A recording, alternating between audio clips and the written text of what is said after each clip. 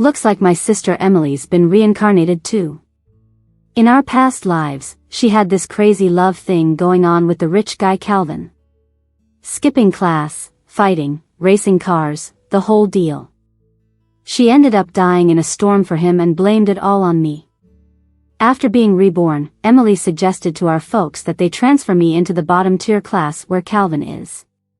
Sis, this time it's your turn to get bullied by him and have that toxic romance, she laughed. I just smiled. Coming back to life doesn't mean you get smarter. She could live 100 times, but she'd still be no match for me. In my past life, my adoptive parents tricked me into coming home under the pretense of a family dinner and beat me to death. Their twisted faces still haunt me. We only took you in for Emily's sake. Now that she's gone, what's your worth? A baseball bat hit me. Blood spilled and blurred my vision. Suddenly, I woke up from the darkness. Everything was strangely clear. Sunny, familiar room. My adoptive mom, Kate, and sister, Emily, sat in front of me. Kate's anxious voice cut in. Emily, what's happening? Your teacher called saying you applied for a transfer to the worst class. Emily slowly lifted her head. Transfer? She blinked like she suddenly got it, pointed at me. Mom, the teacher got it wrong. I meant to say transfer my sister. That class has so many underachievers, and she loves helping people, doesn't she? In our last life, Emily fell for Calvin at first sight. 2 months into school, she cried to switch into his class, the worst one. Kate doted on her and eventually gave in. Emily got tangled with Calvin for 7 years, dying in a drunk driving accident for his sake. Back then, I barely interacted with Calvin. Yet, to Emily, I was a constant rival, all because she clung to the idea that Calvin only broke up with her because his heart was set on me. Now, her bitter gaze on me told me everything. Emily was reborn too. Kate looked to me. She's right. I'll get your transfer done today. No room for objections. Despite my father's kindness, Kate and her husband only saw me as Emily's deputy, never as a real daughter. When Emily cried for a transfer in my previous life, Kate meant for me to go along. Emily refused, and Kate let it slide. Emily later taunted me about it. Don't think I don't know. Calvin skipped class to watch your violin performance. Like I'd let you two be around each other. I didn't bother correcting her. Calvin watching my performance? Yeah, right. He'd probably struggle to count the strings on a violin. The rumor was my doing to keep Emily from dragging me down. This time her being reborn opened up new games to play. That evening, Emily crept into my room. My room couldn't be locked, I wasn't allowed any privacy. Standing by my bed, she gave me a long glare before suddenly laughing. This time, it's your turn for him to bully you and have that toxic romance. The next day, as soon as I stepped into Calvin's class, a book came flying straight at me. I turned my head slightly, dodging it. A lazy voice called out, "Who said you could dodge?" Calvin leaned back in his chair, legs on the desk, looking all smug. Fine, I'll give you a chance. Pick up the book, respectfully hand it back, and let me throw it again. I'll let you off for the morning. I blinked and bent to pick up the book, walking over. His buddies eyed me with contempt and open malice. I smiled, like this, and slammed the book spine right on his nose. Calvin jumped, covering his bleeding nose, and sneered, "You dare hit me? You're done for." His gang moved to surround me, but thankfully, the teacher walked in. Meet our new transfer, Christina. She ranked second in the entrance exam. Hope you all get along and learn from her. Ah, the good student, Calvin scoffed. Don't worry, we'll get along just fine. His bullying was textbook stuff. Thumbtacks on my chair, dead rats in my desk. I'd calmly remove the thumbtacks and toss the rats back at him. Watching him go pale was satisfying. Once he realized those tricks didn't work, he'd resort to straight-up violence. One afternoon, I found a note tucked into my math book. "They'll take you to the equipment room." I crumpled it up and tossed it in the trash. Who could have ridden it? Rumor was, this class was full of underachievers. But I observed after transferring, there were two distinct groups. Calvin's crew ran wild. The others were regular kids struggling with life and studies due to their circumstances. My eyes scanned the room. A girl named Wendy, sitting behind Calvin, quickly looked away. Got it. I stood up with my bag, pretending not to notice. Christina? Wendy hesitated before calling me. Walk with us after school? She and other girls seemed ready to back me up. I met their brave but timid eyes for a moment, then smiled, no worries. I won't drag you in. Outside, Calvin's gang cornered me into the equipment room. There I saw a very familiar face. Emily. Calvin nodded at me. Is this the sister who freeloads off your family? Yeah. Emily responded softly, but you shouldn't bully her like that. I don't want to be like her.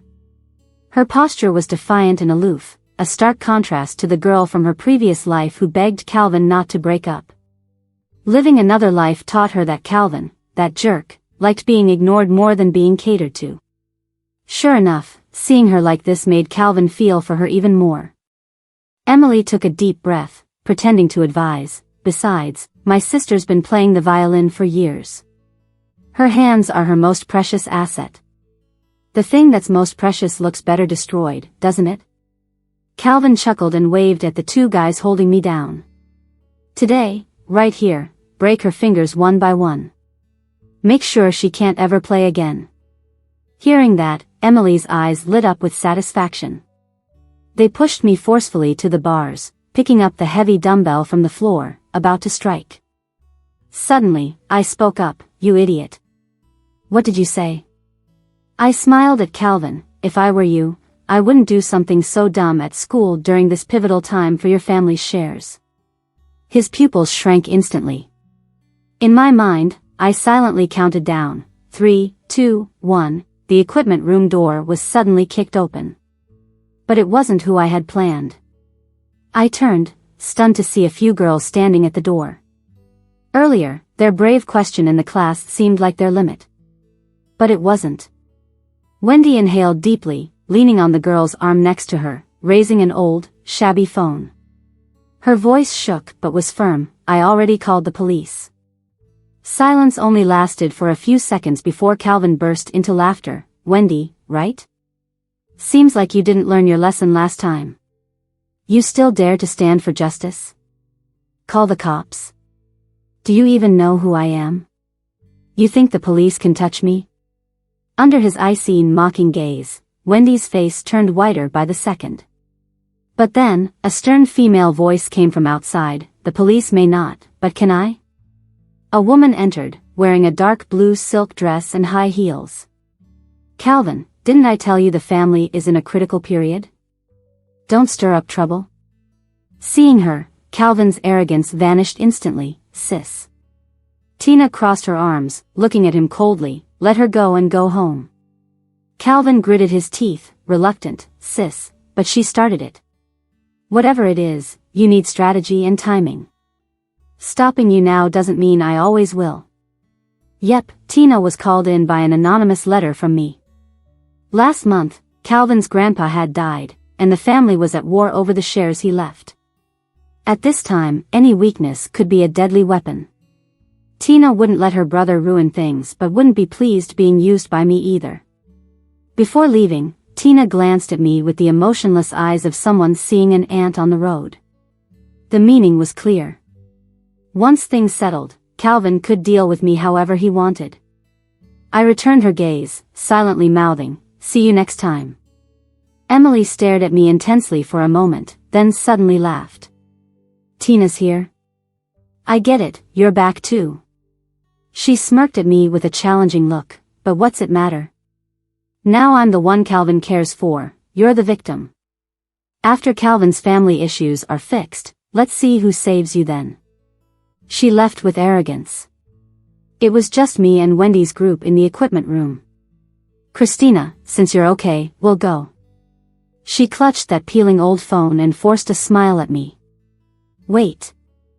I called her back. The test papers came out today. Don't you guys have questions for me? Wendy paused, disbelief on her face. Not just you guys, anyone in the class with questions can come to me. I smiled, slinging an arm over their shoulders. We're a group. We should stick together and improve, right? In reality, the chance of someone rising from a poor background is rare in this era. Much like Wendy and her friends, poor, average students. Just living is a struggle, yet they have to put up with bullies like Calvin. But why? In the dim equipment room, I met the slowly shining eyes of those girls, like stars in the night. I looked at each of them, stating, the world belongs to us ordinary people. The next day, Calvin didn't come to school. I knew his family feud was reaching its climax. He wouldn't have the time. Naturally, I took over our study sessions. The study halls that Calvin used to disrupt with his sidekicks turned into extra study time for everyone. In both my past life and now, I've dedicated myself to learning. I burned the midnight oil to compile key exercises, printed them, and distributed them.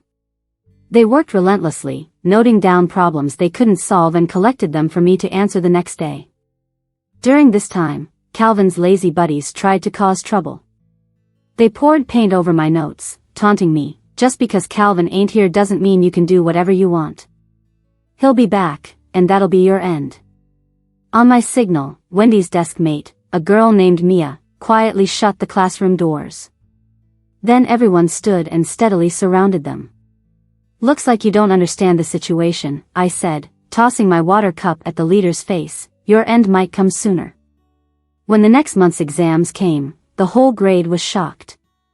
Our class, always trailing behind, jumped to third place in average scores. We even snagged 2 spots among the top 10. School leaders got wind of this and came to our classroom, curious about what happened. Wendy told them, it's all thanks to our learning committee leader, Christina. She's been tutoring everyone after hours. Christina, the adopted girl? I remember she placed second on the entrance exam. Yeah, and this time, she ranked first. Who got her into the poor class? Seems like some school leaders still remember me. They asked Wendy, so where is she now? That day just happened to be the day when Calvin's family issues settled, and he was back in school. Naturally, he ambushed me with his crew on my way to school. In the dark alley outside the school gates, Calvin kicked over a trash can. He sneered at me, saying, Christina, didn't I tell you that when I came back, you'd be done for? Emily stood nearby, half-hearted trying to calm things down. Don't go too far. It'd be hard to clean up if things get out of hand. Relax, Calvin sneered, this time my sister won't be coming to save her. He and his guys, whom I had beaten before, pressed closer. I heard you ranked first this time, he taunted. When your hands that solve questions and play instruments get ruined, you'll cry, won't you? They forcefully surrounded me, grabbing my wrists, trying to slam them against the rough wall. That's when the school leaders, led by Wendy, stumbled upon the scene. Stop that. Under the harsh reprimand from the dean, Calvin's crew flinched and let go. It's school time, what are you all doing here? Before Calvin could speak, I beat him to it. Teacher, they said they're going to ruin my hands.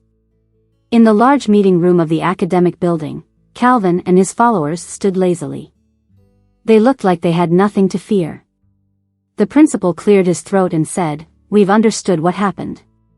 Indeed, Calvin was wrong, but luckily we arrived in time, avoiding any serious consequences. Let's all take a step back and just let this pass. I scoffed at their attempt to sweep it under the rug. All right then. I request that Calvin apologize to me. That's not too much to ask, is it? Apologize to you? Calvin reacted as if he'd heard the most ludicrous joke ever. Do you think you're worthy? I'm not without proof. If that's the case, let's just handle it with the police, I shot back. Neither of us would back down, it was like a standoff. One was a so-called elite boy from a rich family. The other was a top student excelling not only personally but also leading her classmates to improve. If things escalated to the police, the school's reputation would surely suffer. The principal couldn't openly offend either side and had no choice but to ask a teacher to pull me aside to talk it through. "Christina, we understand you've been wronged. It was our oversight before. The school will award you the special scholarship for this academic year and also strengthen management, ensuring no more students in the class experience injustice. Is that all right?" I couldn't help but chuckle at this. "So the school is aware that those in the poor class have a tough time, huh?" The teacher looked awkward and at a loss. I enjoyed her discomfort for a few seconds before replying, "Since you put it that way, we'll do it. But I'd like to redirect that scholarship to reward all those in our class who have shown great improvement. Except for Calvin and his lackeys." The school acted quickly, and soon, all my classmates received scholarships in the name of a progress award. When word got around in our class, Wendy and Mia reacted strongly. "I don't want this money," Wendy said, looking at me with red eyes. "He should apologize to you. If we'd been a step late, your hands." "It wouldn't come to that," I reassured her. "I timed it perfectly, with the start of school and the honor roll announcements. And besides, even if you hadn't shown up, they probably wouldn't have been able to do much to me. People used to being pampered fear nothing more than burning bridges with no turning back." Mia, who had also made it to the top 10 with me this time, was silent as she handed back the bank card. I gently pushed it back. "I don't need this money. I can earn it back by writing some design code for students anytime." "Don't feel pressured," I added lightly, "an insincere apology is worthless. If he's not truly sorry, what's the point? The only things that count are what we can really hold on to." With less than 6 months to college entrance exams, material support could help these economically disadvantaged girls focus more on their studies.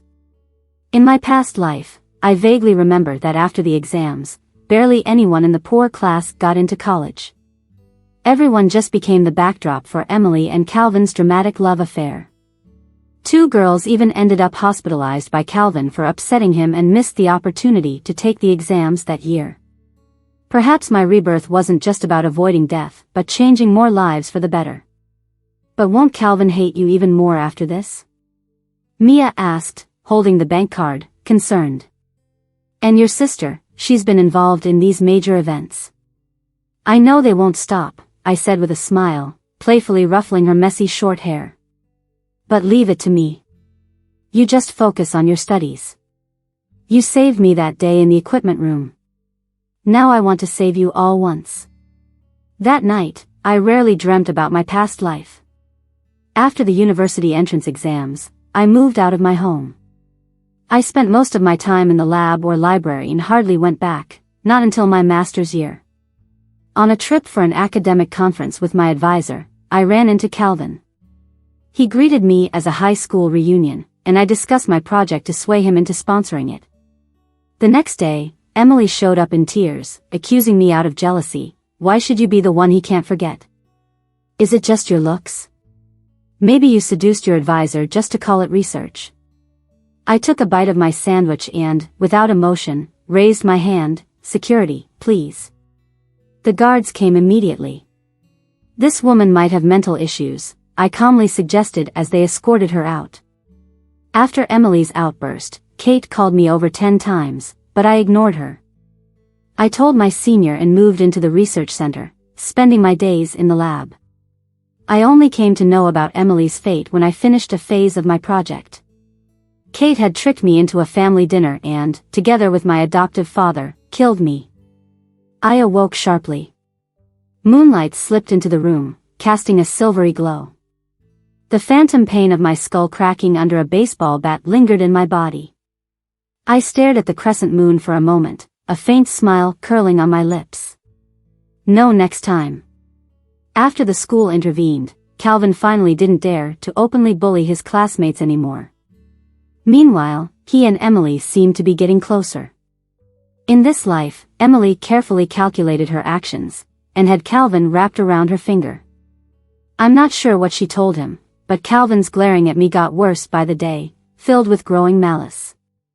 He stopped targeting other students, pouring all his resentment onto me. Soon enough, the day for the college entrance exam arrived. Due to registration differences, Emily and I didn't take the test at the same location. That morning, Emily insisted her foster parents take her to the exam. It was my first time facing such an important exam.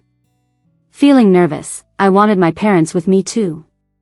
Holding a milk cup, Emily smiled with a seemingly innocent and naive look, and said, "Since my sister's test site is close by and she's always been independent, let her go on her own."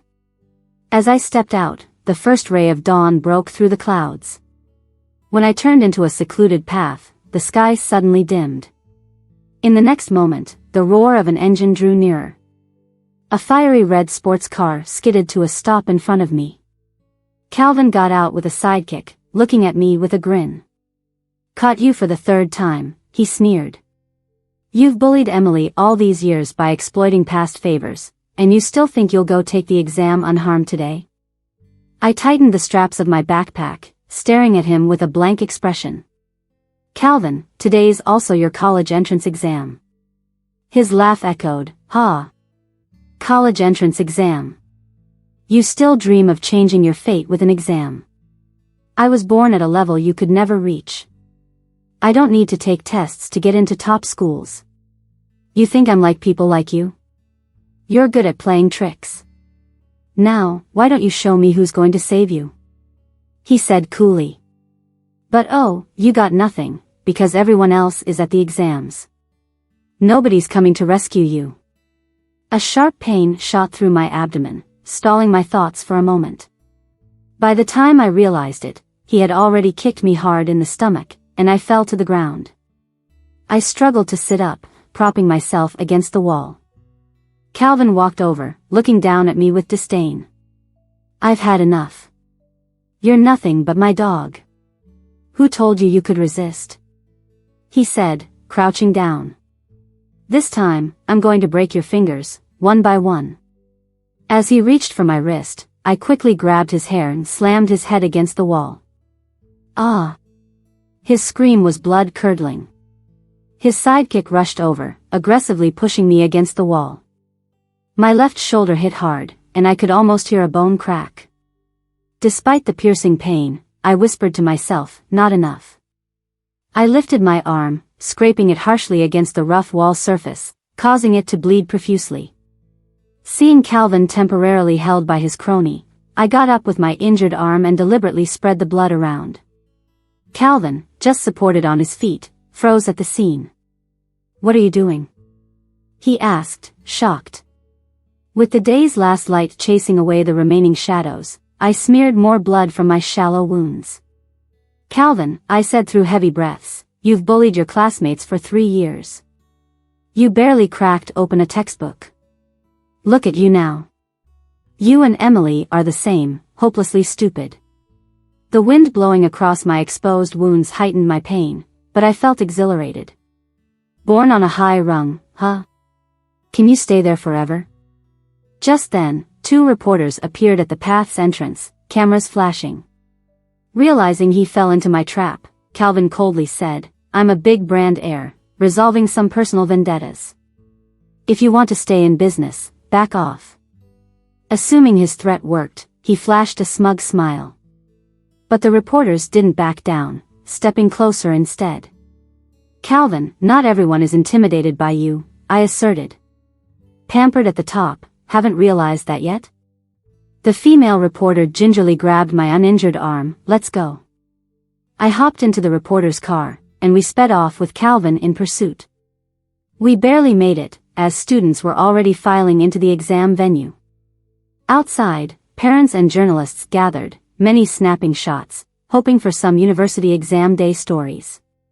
Our car screeched to a halt, and I staggered out, covered in blood, drawing everyone's shocked eyes. "Calvin!" I shouted at the scarlet sports car following us. "So what if you're a so-called rich heir? What gives you the right to stop me from taking the test? Even if you break my arm or I'm barely alive, I'll crawl in there today to hand in my paper. Or what, you gonna kill me here?" Fuming, Calvin got out, holding his car's edge in disbelief. I saw my own ragged reflection in his eyes, hair mussed, body marred by wounds, utterly disheveled. Yet, with my blood-stained skirt stirring like a flag in the wind, I stood defiant. "What, afraid?" I taunted. As police cars sped closer, I laughed mockingly. "Guess I'll go take my exams now." In June's scorching heat, I settled into an exam room devoid of air conditioning. The sweat aggravated my wounds, but the pain sharpened my focus. After finishing the first day's exams, I sought some medical attention. Wendy stayed with me, not shedding a tear despite usually being timid and fragile. "Will there be scars?" she asked, glancing at the doctor extracting sand from my wounds. "Probably, but they're just superficial," I replied with a slight smile. "Calvin deserves the mess he's in. Making it a big deal comes with sacrifices." With the treatment done, I didn't go back to the Liu household that night. Instead, I stayed at a small nearby hotel. In both past and present lives, this exam wasn't as challenging for me as it seemed. Plus, I've got my full memory from my past life. Everything I learned and all my research achievements are firmly set in my brain. They've become irreplaceable treasures. Something Emily wouldn't have, no matter how many times she gets reborn with just her normal brain. After my last exam ended, I headed straight to the hospital. Lying in the hospital room, I picked up my phone and, unsurprisingly, saw my name trending. 3 mock exam topper nearly misses college entrance exam. Calvin, I'm an heir to a wealthy family. Christina, so cool. That scene of me standing outside the exam hall, bloodied and confronting Calvin, boldly sat at the top of trending topics. Oh my God, she's in such bad shape and she's still taking the entrance exam. She's always been top of her grade and was bullied by Calvin all through school. If she missed the entrance exam, all her hard work would go down the drain. Isn't anyone investigating this Calvin dude? He's totally out of control now. I turned off my phone and looked at the 2 people by my hospital bed. Wendy skillfully peeled an apple with a small knife while Mia sat across from me. "Everyone wanted to come see you but didn't want to disturb your recovery, so here we are," Mia said. "No big deal, really. I'll be discharged tomorrow," I replied, flexing my plastered shoulder and left arm with a smile. "How'd the exam go? Think you can beat me this time?" "Who wants to beat you?" she muttered while looking quietly at me. "How can you be so sure those 2 reporters will help you?" she asked. It was no surprise she'd ask that. Mia's usually the most quiet but also the sharpest person in class. On that day, my car chased Calvin's all the way to the exam site, witnessed by all parents and reporters. But, in reality, few reported the incident. Nobody wanted to risk crossing the Calvin family just to help a bloody student who might not even finish her exam. But those 2 young and brave female reporters were different. Because the brave remain brave. And the righteous, always righteous. In my past life, there was a big deal at the school next door. A professor committed academic fraud for years, siphoning millions in funding. But dozens of his students jointly reported him, with the lead being those 2 brave young female reporters named Ruby and Luna. In this life, by the time I contacted them, they were still interning. After hearing my plan to blow up the situation, they were puzzled. "Since you've figured out his intentions, you could just avoid the danger. Why put yourself at risk?" Ruby questioned over the phone. "Because I don't just want to dodge him this once," I said while playing with a butterfly knife, smirking lightly. "I'm not the only one he's bullied, not the only class. If I'm going to make a fuss, let's make it a big one." The media uproar lasted for over half a month, reaching its peak when the entrance exam results were released. Because I scored nearly 20 points higher than in my past life, clinching the provincial top spot of the year. My value surged, forcing Calvin's family to send someone with more authority to negotiate with me. My foster parents called, insisting I must come home. Seeing Tina as I entered the room made me giggle. "Miss Tina, I told you last time we'd meet again."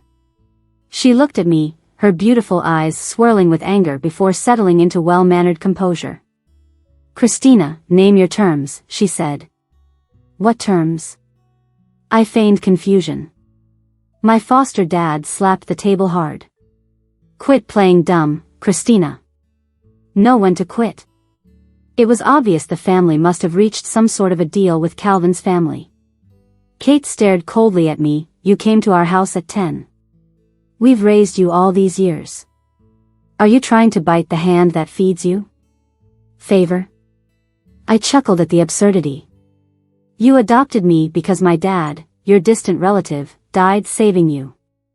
You were afraid of being labeled ungrateful, so you took me from the orphanage. One life for 8 years of servant work in your house. Do I owe you now? Fed up, I rose from the sofa, heading to pack my certificates and instrument bag. Out the door, Tina still sat there. Her gaze was filled with barely concealed hatred. That same look an authoritarian gives when a subordinate dares offend them, eager to destroy. Smiling, I said, Miss Tina, you surely guessed I wouldn't agree to peace before coming here today, right? I just wanted to see if you were as foolish as I imagined, she said, standing tall in her high heels, towering over me with a commanding presence. Her eyes looked down coldly. Seems like you really are. This fool's Russian phrase, just something people say, you don't really believe in it, do you? Tina's icy smirk conveyed lethal malice. The consequences of offending the Calvin family, you'll soon see, are not something you can handle. In the end, Calvin's family paid a huge price to shift the public opinion and dampen the story down. To avoid further troubles, Calvin was sent overseas for studies, while I returned to school with my classmates to celebrate our honors. That year, our once bottom class had all its students passing the cutoff line with flying colors. Mia made it into the elite university next door with a score of 692. The principal, cheeks flushed with pride, shook my hand vigorously, promising me a huge scholarship. Smiling, I replied, Principal, you must have heard what happened outside the exam hall? He froze in place. Instead of a scholarship, I'd rather hope the school fairly upholds its standards. At least, from now on, ensure there's no other Calvin treating lives like dirt. Awkwardly, he laughed and agreed. I knew, after the ruckus I started during the entrance exam day, the Education Bureau had already begun investigating previous bullying incidents. With the due attention given to these matters, this school could enjoy a fair and just learning environment for several years at least. Leaving school, I bumped into Emily. The hatred in her eyes was even more intense than in the past life. Christina, how could you, how dare you? She snarled, glaring so hard it seemed she wanted to burn holes through me. You're reborn once and think you can defy everything? You dared mess with the Calvins, someday you'll drop dead without even knowing why.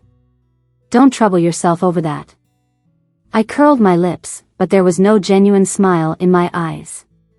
Or, you could try representing the Calvin family first. To kill me, what kind of price would you have to pay? In September, I started at Cambridge University. Because of the leftover buzz from an earlier public uproar, my every move was under the watchful eyes of many. This attention not only kept me temporarily safe within the Calvin family's influence, it also allowed me to quickly reach out to my mentor from my past life, Kathy. Professor, for this year's World University Student Hardware Programming Competition, I'd like you to be my mentor. She looked at me for a moment, her gaze behind the glasses gradually softening. I know you, you're the student who dared to go up against the Calvin family. After I easily won the gold medal in this year's competition, I picked a quiet moment to hand over my research on a chip, years ahead of our current progress, to my mentor. This project is still under strict confidentiality. In her vacant office, she scrutinized me sharply. Yet you're just a freshman. Christina, I need an explanation. Think of it like I've got a special talent, or maybe I didn't lose my memories in my next life. I chuckled. I know you're skeptical. You can verify the experimental data and results I provided, investigate my background as much as you want. I just want to do my best. After all, in this era of rapid technological advancement, the value of leading in some technology by even a couple of years, you surely understand better than I do. Kathy has always been a cautious person. I know she'll really look into it. So I waited patiently. About a week later, she called me to her place. The first thing she asked me was the question Mia asked me in the hospital. How do you know these two reporters will help you? But it was different. You didn't contact anyone else, you went straight to them. No trial and error, which means you were sure about what they'd do from the start. You didn't even go to great lengths to find their contact information. And earlier, you sent an anonymous letter to the Calvin family. In the quiet room with the curtains drawn, I met her gaze calmly. When I was little, my mom passed away. Later, after my dad died, I was taken in by foster parents. For a long time, I didn't know what love and acceptance from elders felt like. Until, in my past life, I met my mentor Kathy. Back then, I was busy with a paper set to publish, and I spent 3 days in the lab, my eyes bloodshot from the work. During dinner with the team, I was still calculating data in my head when she knocked my head with the tip of her chopsticks. Daydreaming even while eating, anyone would think I'm overworking you guys. I snapped back to reality. Then she playfully pinched my cheek. Can't you smile a bit more? So young, yet you're gloomier than this old lady. Now, in this life, she looked into my eyes. After a while, she suddenly spoke. When I'm not doing research, I sometimes read novels, you know, about time travel and reincarnation. While a bit outlandish, I've got to admit, they're quite entertaining. I blinked. Really? I don't really read them. The things you've submitted, I'll have them verified as soon as possible, and push the project's development logically. She went on. As for you, once you're done with your basic courses, I'll apply with the school to let you into my lab early. If there's anything else you need, just ask. Mentioning this kept me wide awake. Stepping forward, I held her hand sincerely. Professor, there is something. With my mentor's connections, I successfully sold a few large-scale algorithm software I developed. As I accumulated a considerable amount of funds, I gained access to much more information than before. A company even extended a business dinner invitation. Hoping to score a few more deals, I went there and happened to run into Emily. She wore a pure white dress with a strand of round pearls around her neck, following behind Tina, basking in everyone's admiration. I remembered, in the past life, her relationship with Calvin wasn't accepted by his family. Tina especially despised her, frequently declaring publicly that the Calvin family would never accept a girl of her modest background. Apparently in this life, she smoothly integrated into the Calvin family. Smirking, I handed her a business card, ready to leave.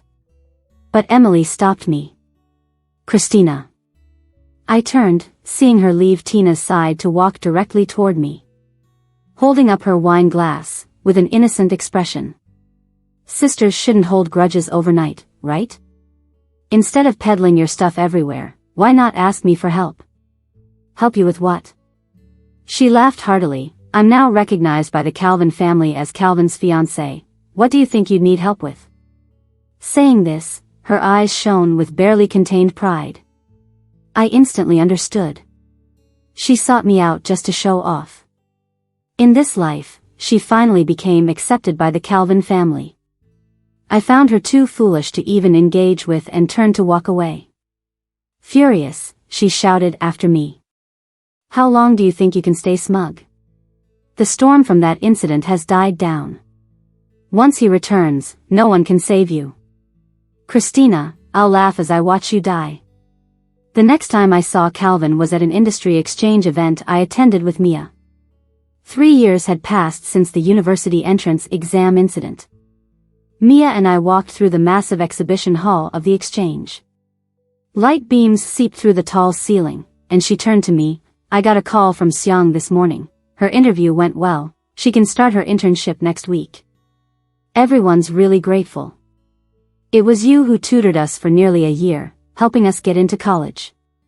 And now, using your network, you've helped us get internships. She paused, seeing I seemed focused on adjusting the nearby robotic arm. Her voice dropped suddenly. Sometimes it feels like a dream. Because that night I dreamt it was your sister who transferred to our class, not you. She was bullied by Calvin, but didn't resist and fell for him instead. Then, before the college entrance exam, they argued, and Mia and I just happened to pass by. I turned sharply, patting her hand, cutting her off. Done. Come try it. Mia fell silent, adeptly controlling the robot arm to type out a series of codes. Stop thinking. Like you said, that was just a dream. I said, what you've got now, is reality. Oh, and I didn't just give you a referral for nothing. I pulled a lot of strings to ask you a favor.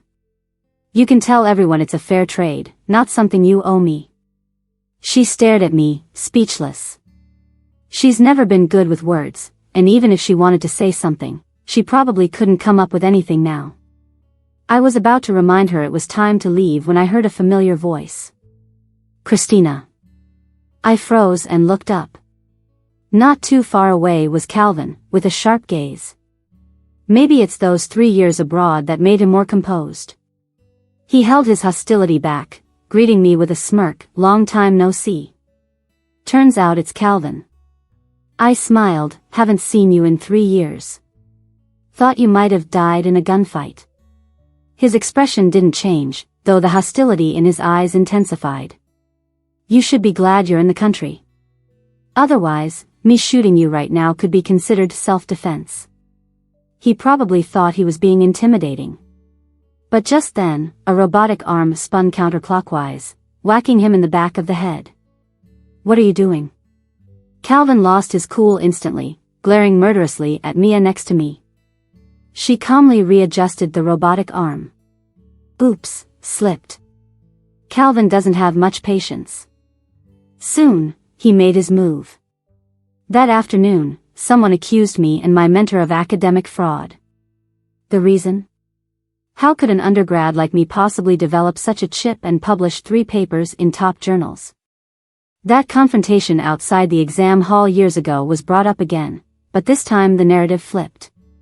It was said I was staging it, trying to build an image for myself. After all, it was hard to believe that she got into the exam and scored the top rank, right? Plus, how could someone who offended Calvin's family be living so well now? Rumor had it that when she first got to school, she won a gold prize in the World Hardware Design Competition. Who achieves that sort of thing, right? There's got to be something fishy with her mentor too. Controlling the narrative was a strength of Calvin's family. 3 years ago, they only lost because I got ahead of them. This time, they clearly wanted to bury me for good. Every project my mentor and I worked on was paused, and even the school suspended us for an investigation. It became such a big deal that the investigation was routine. As they were taking her, she comforted me, "Don't worry, we're straight arrows." I asked her, "Do you believe in me?" She looked at me calmly in the setting sun. If you stretch out a timeline and look at each critical point in the past, watching everyone's actions, you might notice some interesting stuff. It's like chess, a move might not show its significance immediately. But after a long time, when everything connects. I tapped my chin with my fingers. You'll see, the actions back then weren't as simple as they seemed. For the next 2 weeks, I did nothing, letting the rumors spread.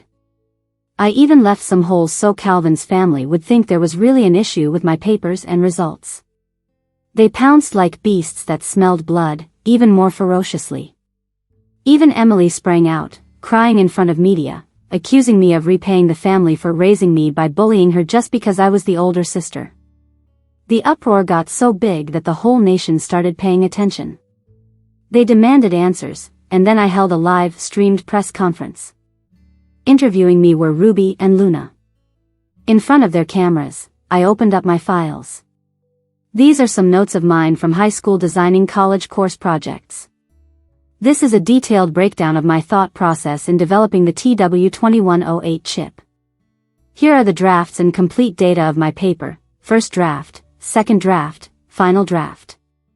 As for that drama outside the university entrance exam, you can judge from this video. A playback opened, showing a short clip from that day. Zoomed close, every detail was clear. A broken surveillance camera, my dress stained and tattered. My arm, looking brutalized. My red eyes, tears falling down. Then there was Calvin, swinging his head around, looking angrily wicked in the footage. I'm from Calvin's family, here to handle some personal grudges. If you want to keep working in this field, you'd better scram. Click. The screen faded to black. I steadied myself, looking into the camera. I know Calvin's family has always hated me. They think I should just disappear, like the others they've bullied. But I refuse. Why should you get away with campus bullying? Why should your lies become the truth? The world doesn't belong to the Calvins. It belongs to the people. The filth of this world has its way of coming clean one day. Now I'm naming and shaming the Calvin family for murder and unfair business practices and market monopolies. The big screen flipped to some photos, contracts stamped and signed, and secret shots of lavish lifestyles. Everyone in those photos was wealthy and powerful, mingling with the likes of Calvin and Tina. Even photos from Calvin's 3 years abroad, meeting with certain figures, were there. Before all evidence was completely shown, the live feed got cut. But I knew everything I said, everything I showed, would spread rapidly on this massive internet. Ruby, Luna, and I sat in a room. The spotlight warmed our faces. I rubbed my cheeks and grinned. Told you, I didn't just want to dodge this once. If you're going to make a fuss, make it big. Calvin's family infighting back then involved more than just a bit of stock. The stakes were too high for mistakes, which is why Tina personally stopped Calvin's foolishness. That day, after leaving the equipment room, Tina took Calvin to a top suite in a private club for a future transaction. With those people's help, they won the family war. Later, the entrance exam scandal exploded. Tina used it as an excuse to send Calvin abroad under pretense so he could more easily meet collaborators. He came back now because everything was ready. Once they pulled down my mentor and me, they'd plant their people to take over our projects and gift the results away. That's why I asked my mentor if she believed in me. She was silent for a moment, then asked me, "How can I help you?" I handed her a list. With the experiences of 2 lifetimes combined, I wasn't just dodging mistakes I made before. I was also spotting challenges that I couldn't solve in the past. So, I sold the software to companies linked to Calvin's family, using connections to get our classmates internships. When they went out with the marketing team, they'd managed to snap some useful photos. Knowing the outcome, you could work backwards to find the process. It made it easier to locate any evidence they hadn't completely destroyed. Calvin's family realized things were going south. They tried to silence the uproar the same way they had before. But this time, they were the ones who stirred things up. Like I was going to let them win. The day Tina, Calvin's family head, and Calvin were taken in for investigation, it was drizzling. Even their partners, the Liu family, who were almost merging alliances, couldn't escape. Emily's adoptive parents loved her to death. They killed me in the past life after she died.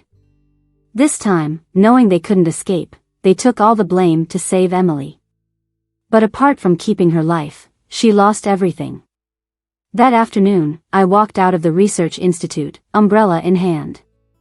Suddenly, someone lunged at me. Barely dodging, I saw her face. Emily. She sat in the rainwater, indignant, asking, "Why? In the last life, you did nothing and became the one he couldn't forget. This time, I became irreplaceable in his heart like you, but why would you ruin him and the whole Calvin family? Christina, you bitch, why wasn't it you who died?" There was a sharp crack as I slapped her hard. I threw away the umbrella and, with rain-drenched fingers, grabbed her face, spitting each word. Because ones who should die were never me.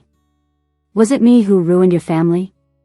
They killed and betrayed, bringing destruction on themselves. Emily, don't you get it? You were too naive and narrow-minded. You know how much you can do by reliving your life and using that advantage? You can change an entire class's future, make our country's core tech 5 years ahead, root out a threat long before it causes damage. It sounds grand, but it could change the world. All you wanted was to be some guy's ideal woman, hoping he'd wholly love you. Truly hopelessly dumb.